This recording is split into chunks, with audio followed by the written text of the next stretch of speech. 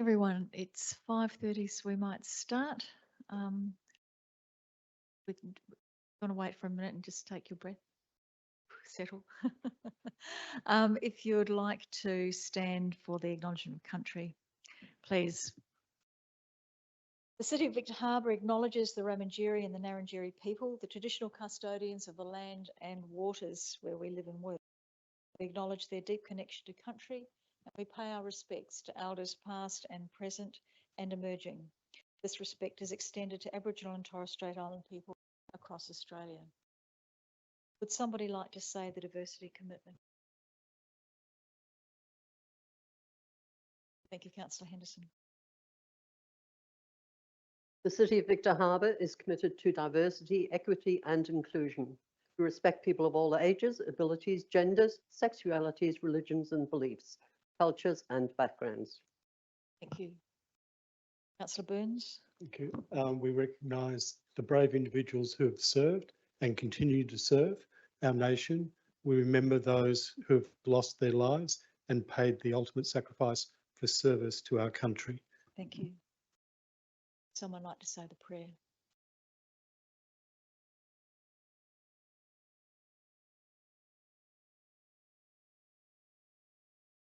Almighty God, we ask you to bless this council and allow it to be an agent of change to the people of the city and beyond. Direct and prosper its deliberations to the honouring of your name and the welfare of the people whom it serves.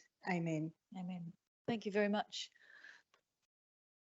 And thank you very much to elected members for coming to this special council meeting. I know it's not normally what we'd do, but there's a couple of items that we really need to address.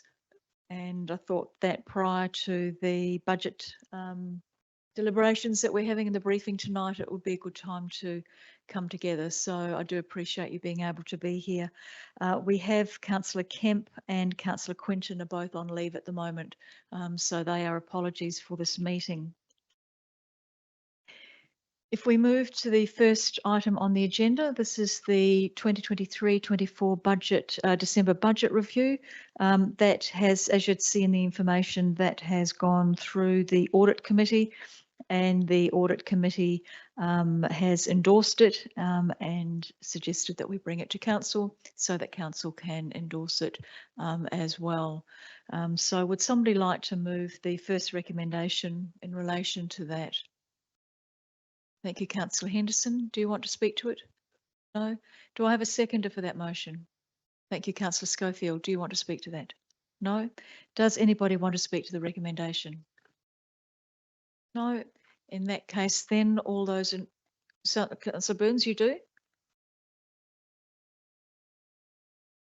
I just wanted to, I raised a particular concern at the Audit and Risk Committee, and it was where some of the amounts in there, especially to do with the capital, I felt that it would have been good to have a workshop discussion with elected members so that those items where the grant was unsuccessful, we could look at other capital projects that we may be able to defer or offset to save that increase onto occurring. And also just wanted to get some clarification on a number of the operational costs in there. It was mentioned, I think, that part of it was estimates and adjusting those forecasts, and also to do with the transposition between the existing system and the computer system. Was that correct? So through the Mayor, if I may, sorry, we did hold a workshop on this budget review on the 4th of March before the audit committee meeting, and yes, you did raise those same questions. The couple of items that we didn't receive funding for, those items weren't subject to funding, as we did discuss. So council does in some circumstances make the decision that they would put a capital item in and it would only go ahead subject to funding. Otherwise we put it in the budget, and if we get funding it's a bonus.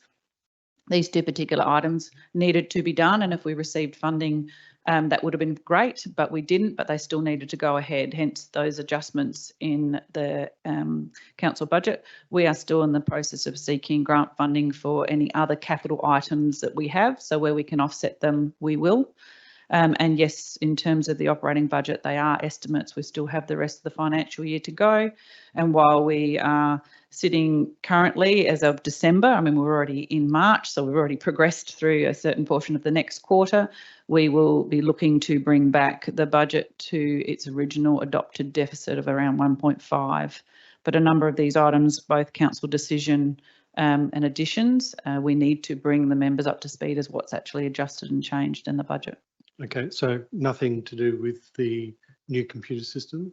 The new computer system is why it's late to you. Like normally this would have been brought to you in January, February, as we do with most December budget reviews. But the new system, we went back and did it twice because of the way in which the costings were allocated, and we wanted to make sure we were happy with it. So now your next review that we will do, all of those processes are now in place. We needed to redo it because it's very different to the synergy system we had in place before. But yeah, there's no additional cost to the corporate system project included in this. It's just in terms of its timeliness, it's late. Are there any further questions, or Councillor Koremba? Thank you, Mayor. So this deficit just getting bigger, yeah? Quarter on quarter, it's getting bigger.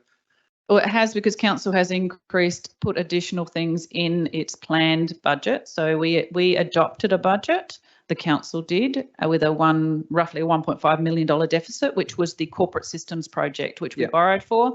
The actual council's budget was a break-even budget, with the corporate system sitting separately because we borrowed those funds. Yeah. And yes, we have increased that deficit as shown. Some of that is because we've had a reduction in the rate income. You'll see nearly 700 and, is it Kelly? Is it 712? Sorry? $73,000 reduction in rating income and other increases, some through council decision. We've listed those, some through not grant funding being received. So I guess more sort of my question is, when you describe council, when we come to, we have a plan, what we say, we're going to stick to this budget. We keep adding things to it, which increases the deficit. When we say we, do you mean the elected members, or are you saying administration, or is it a combination of both? It's the elected members of the decision makers. You're the only one that can increase the budget. If I increase it, I need to seek your approval. Okay. If there's variations to your planned budget, then I report it to you every quarter and you adopt where those adjustments have been made. Okay. If I don't have a budget allocation, I need to seek a budget allocation from the chamber before. There is one item in here that I didn't have a budget for, which was the emergency works for the server replacement, which again, I have the ability, if we are going to lose all our data, I've just got to make the decision and replace it. Understand completely. So I guess what you're saying is that the increase in the deficit every quarter really is on the shoulders of just the elected members, correct? Well, no, I have a responsibility to manage the budget you've adopted to make sure that I can find efficiencies and the savings. And I do give that commitment to the chamber when we present it to the chamber. You ultimately adopt the budget. Yeah. I have to implement it. I have a responsibility to look for efficiencies and savings. And I totally understand that. But what I'm getting at is that, if we're just constantly just adding things in, you can try and find all the savings you like. If we don't pull the handbrake on, we're just going to keep delivering deficits. That's correct? Correct. Okay, and that's just on the elected members. I just want to be clear about that. The 73,000 that you said there in rate reduction or rate revenue, what is that? What's the breakdown of that 73? It's a substantial amount of money. I'm going to hand to Kelly on that one because there's a couple of components. Sure. So through the chair, in terms of the rates, there's two components. So one is with rate modelling. We run rate modelling through a software system and base it at a point in time. There are some changes between when that occurs and the rate modelling and when it's run in billing in the live system, and there's some variances between those. So that actually, some of that has occurred. It was, I think it was around 55,000. That was a difference between what was run in modelling to when the rates were adopted, and then they were run through the billing system. There's usually some fluctuation, and we have identified what needs to be fixed for that not to be as great again. The other item was rebates. So there's been a number of discretionary rebates and additional mandatory rebates that have also been applied for that have impacted council's income. So it's reduced the income because of those. What's that breakdown? I think it's around 20,000 for the rebates and about 50 for the rates billing itself, Okay. because there was one large property that actually received a mandatory rebate based on what it was now used for, and there was a discretionary. There might have been two discretionary. I'd have to check that, but there was at least one discretionary that went through as well. So there's people that are sort of asking for rate rebates. Is that So an increase? The rebates are around the conditions within the Local Government Act. So they're specific rebates. They're not around remissions. So remissions are more when the general public would come in and request a remission because of generally it's hardship. Yeah. Whereas rebates have very specific clauses within the Act. Where it's a mandatory rebate and the application meets the criteria, we apply that and then inform council.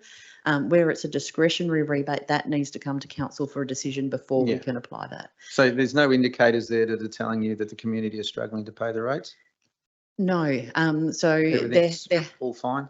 There hasn't been a marked increase there hasn't been an increase in requests for remissions.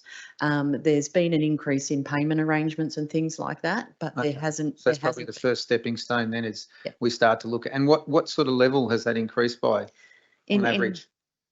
I'd have to go back to the rates officer and check on that. All I know is that list has got bigger. We encourage payment arrangements. So because they allow people to basically pay by direct debit on either a weekly, fortnightly, monthly, quarterly, so that they can align it with their pay cycles. And we automatically take it. They don't get fines and interests whilst that's in place. So if that's the first port of call, anybody calls up and says they're having trouble, that's what we try and put them on. So we push that in some respects with the community to make it easier. There's a couple of other items there as well, just in terms of reduction in income as well. But just so getting back to the rates and how we sort of look after our community, it's better for us as a council if everybody just pays the rates as they stand when the notice comes in, right? For cash flow, it actually, instead of stretching it out, because then we don't get affected. We don't have to dip into the CADs as much. Is that right? So through the chair, yes, it would be wonderful if everybody paid up front because we wouldn't have to go into those CADs. We actually have a high proportion, and I'd have to check on the numbers again, of people that do actually pay their rates in full with the first instalment.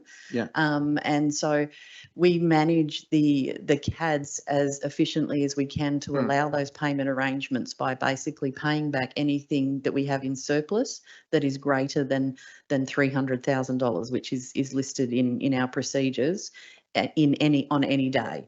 So we pay them down and only pull back exactly what we need. Can we get a breakdown of, because you said the numbers are increasing, that to me is a bit of a worrying sign.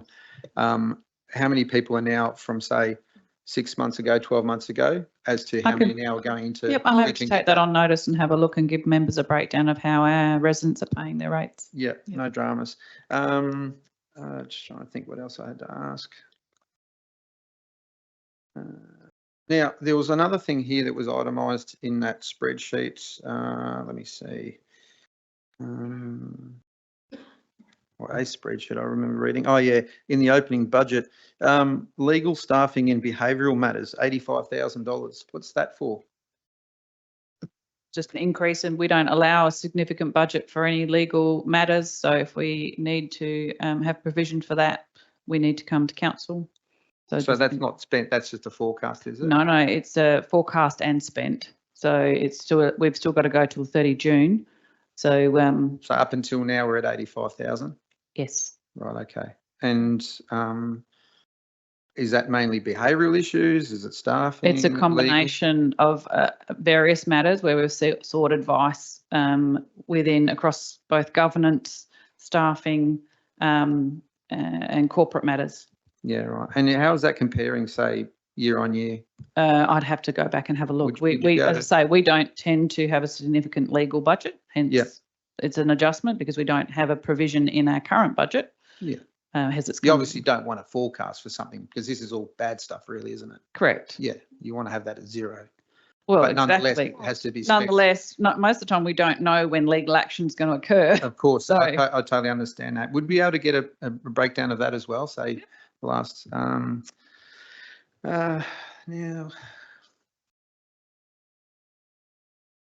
I guess, I think that'll do for now.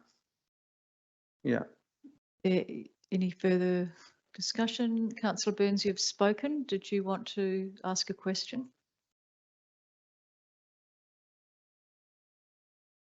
I just wanted to check in there, the operating surplus ratio is in December 6.3, is that correct? On It's as page per 6. written. Yeah. If that's what's written, then that's what it was. Okay, that's right. So normally our variance threshold is 2%, is that correct? A -2 or +2, your ratio, but you adopted a $1.5 million deficit. So we've got a comparison of what it was when you adopted and what it is now. Yep. And as I said, at the audit committee and the council workshop, my intent is to bring the deficit back to what was adopted as per the corporate system. And, you know, given this was December and given we're several months into the year, is it reduced since December? Is it increased? It's not increased because well, actually, I'm just trying to think of what decisions that you've made just recently in terms of you actually have made a couple of other decisions where you've increased it because you've taken on a couple of other projects. Even at the last meeting, you endorsed some increases of projects, so I can have a look at that. But again, my intent, as we do every year, is we will look for efficiencies and savings. But yeah, if council, as Councillor Karemba's comment made, if you're making decisions and increasing the budget, then I've got increased projects to deliver. Correct. And it puts. We can take that on notice. I think we need to keep on the recommendation, which is looking at the December budget review. So unless there's any further discussion in relation to the December budget review, Councillor Schofield, you didn't want to speak as seconded before, and Councillor Henderson, there wasn't really any argument, there was more questions. So I'll put the recommendation to the floor. All those in favour? And those against? That's carried, thank you. A division, all those in favour, please stand.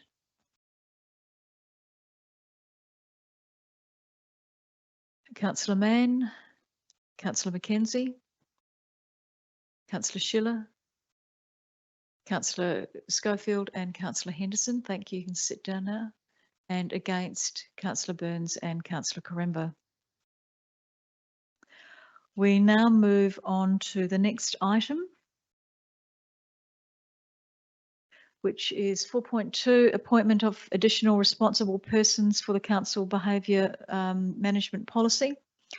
And so in relation to the information presented, it's really for council to appoint 2 more people to be responsible persons in relation to that policy. So if I have more than 2 volunteers, then what I'll do is go to the executive officer, chief executive officer, and go out of meeting procedures and make her the returning officer, and we can have a vote.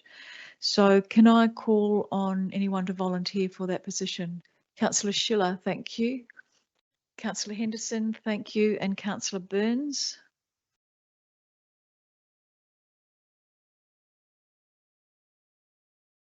Anybody else?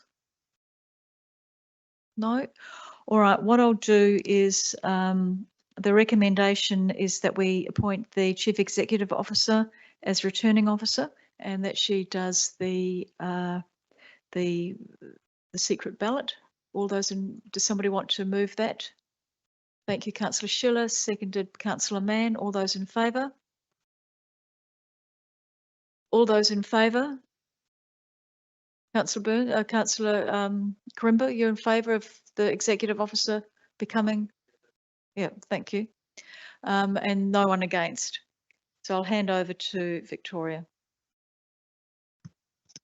So thank you through the mayor. Katie's just handing you out a small slip of paper, looking for 2 names. Only if you can just mark the 2 names of your preferred candidates of councillor nominated was councillor Schiller, councillor Henderson and councillor Burns. Councillor Corimba. I just have some questions before we go to the vote. I think it's very important we just get some clarification on what we're actually proposing, if that's all right. Yep. Because So this is a proposal to have 2 elected members become nominated. So council has as per the report, you've got your behavioural management policy. As part of the policy, you currently have the mayor and deputy mayor are responsible persons. The council can also appoint any other council member to be a responsible person to manage any matters.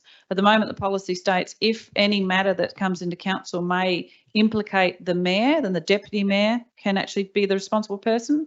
If a matter may implicate the mayor and the deputy mayor, I currently don't have another responsible person to deal with the matter, so it would sit hanging until I have to call a council meeting.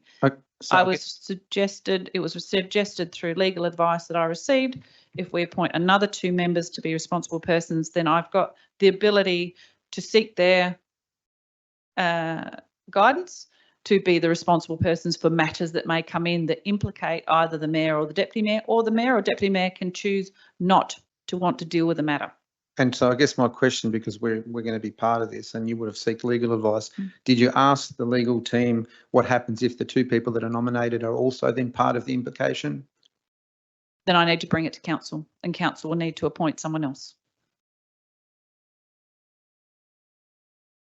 Councillor Burns. So just a question. I'm assuming that's the same situation if the 2 people don't agree and they have different opinions, does that then still come back to council? I'm sorry, I'm not sure. So you've got 2 people who are assessing whether there's a potential. Yeah, Only one will assess. And one's a backup. Yes. Yep. So it's just if someone's not available, if someone's on leave or sick or whatever it may be. I've already had situations where the mayor has been on leave, so the deputy mayor has assisted me. It's just if in terms of our policy, and I'm not expecting all members to know it off by heart. I do, unfortunately. The first thing, if I receive a complaint of a behavioural matter or a concern, doesn't have to be a complaint, a concern or whatever it may be, I would then, if it's to do with any other members, I would address it to the mayor. If it's to do with the mayor, go to the deputy mayor. If it's to do with either of those and the implications, then I need to go to someone else, another member. It's amongst you as a chamber that I would then refer the matter to, and the member would then, the responsible person would follow the policy. Councillor Coimbra. Sorry, just in regards to that, you just said that they would follow the policy. So there's no level of training that is required for this sort of a position? There will be. I mean, that you follow the policy is pretty basic and what the job of the responsible person is. But I have suggested to the CEO that given that there will be 4 responsible people, that we really need to have training because people may not have had training in how to do this. And I think that everybody needs to be on the same page and to understand what their role is and what their role isn't.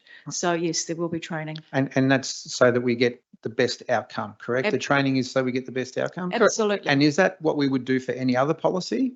Like if we had people nominated to, say, the CEO Performance Review Committee and they had no experience at all, wouldn't we then give them that level of training as well for such same policy? Why would they be different? It's not a policy for the CEO's Performance Review Committee. That's a role. It's like you don't have a training for your voting facilities committee. This is it's a new behavioural standards that's been implemented through the Act. And there are there's specific requirements for members, and it's actually very new. It's the first year that it's really been enacted.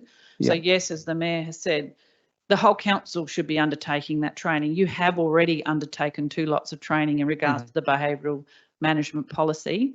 It's very different to code of conduct that was in place before. So yes, not just the responsible persons will get training, the whole council should, because council members need to understand what the policy is for and how it is to be utilised and used and what it's not. Yeah, right. Okay. So I guess my only concern is that we're now bringing into the fray people who are of equal standing potentially. I mean, I understand the CEO, the mayor and the deputy mayor, they are positions above elected members when it comes to chain of command, I guess, if you'd say. Well, the deputy mayor Not has no other no. training than any other member because they're No. appointed on an And- annual basis. And I'd Yeah. also say that I'm of equal standing to you. I have a different role to you, but I'm an elected member just as you are. I'm not higher or anything else. It's just a different role within this group. So Yeah. I'd say that we're all all of the same standing, and we just need to have 2 more people to carry out this position if in the future we need it. And so these 2 people, are we going to nominate who's the primary and who's the secondary now? No, so it's not primary or secondary. So I'll just go and reiterate. At the moment, your policy and you as a council Yeah. have endorsed that the mayor and deputy mayor are responsible persons under your policy that's currently in place. It also states that the council can appoint another council member to be a responsible person. Yeah. What I'm seeking is to have 2 more responsible people, as in elected members, if the case may be that I need to refer a matter to someone other than the mayor or the deputy mayor to assist to undertake a assessment of a complaint, a concern under behavioural management policy. My role is purely to support and facilitate that person to follow the policy, but it needs to be a council member.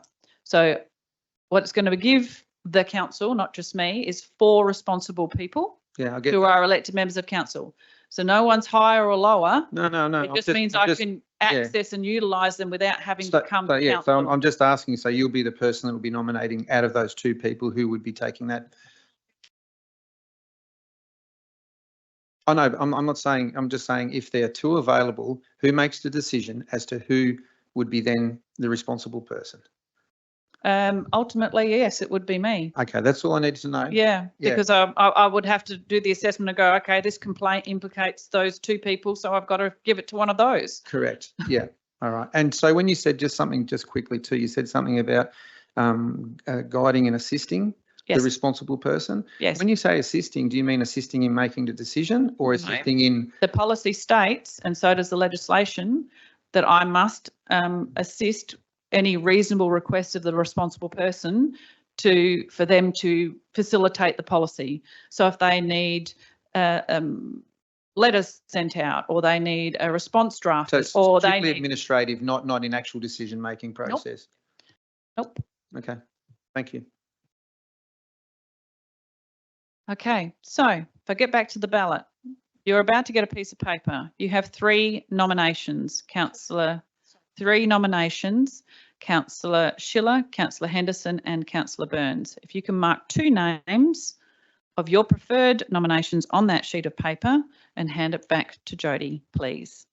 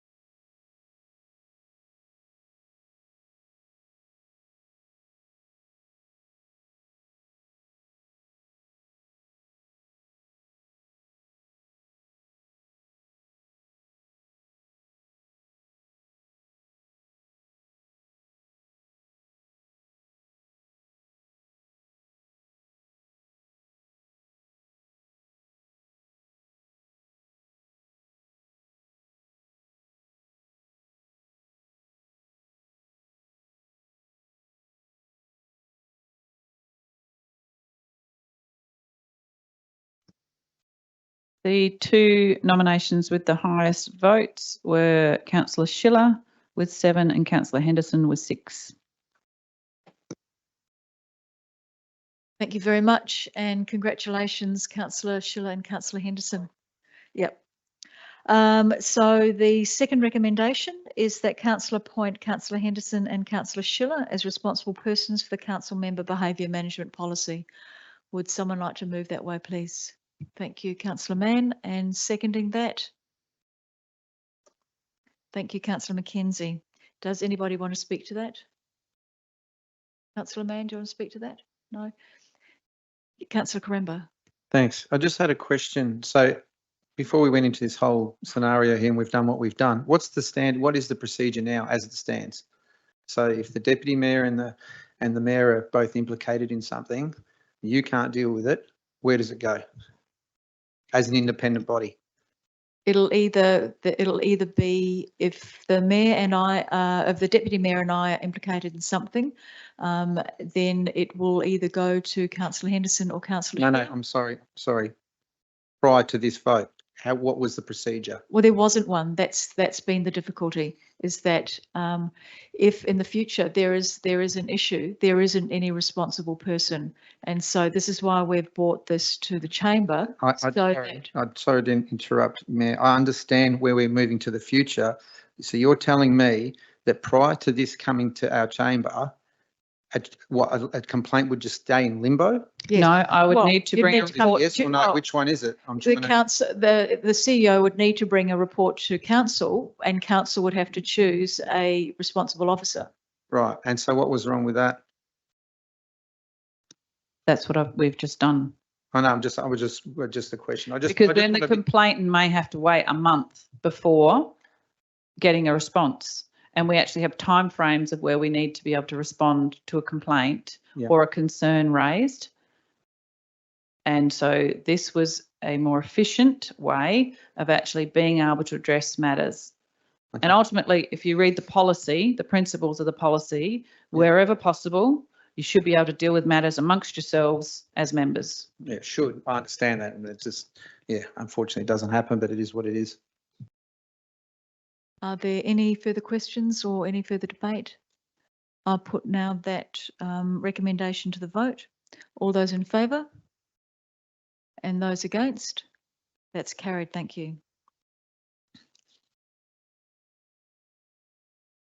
There are no confidential items, and so this meeting is closed. Thank you all very much. We'll get on with the briefing in 5 minutes, but you might want to have a bit of a short break and wriggle around before we do that.